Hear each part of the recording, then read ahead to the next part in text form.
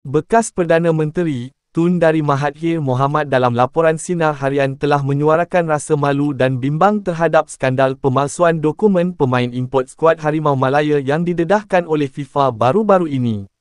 Dalam ulasan ringkasnya, Dari Mahathir mendakwa wujud individu berpengaruh di sebalik kontroversi yang timbul selepas pihak berkuasa bola sepak Vietnam meragui asal-usul 7 pemain import yang dinaturalisasikan. Beliau menegaskan bahawa pemalsuan dokumen, seperti menukar tempat lahir sebenar pemain dari Argentina kepada Pulau Pinang, adalah cubaan sengaja untuk menipu di peringkat antarabangsa.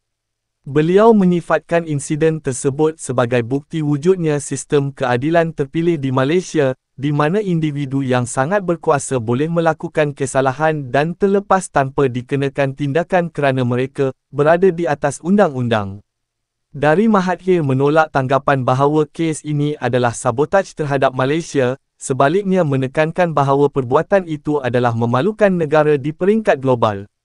Beliau berpendapat, sebarang kemenangan, sama ada dalam pilihan raya atau perlawanan bola sepak, haruslah dicapai dengan cara yang betul, tanpa menipu.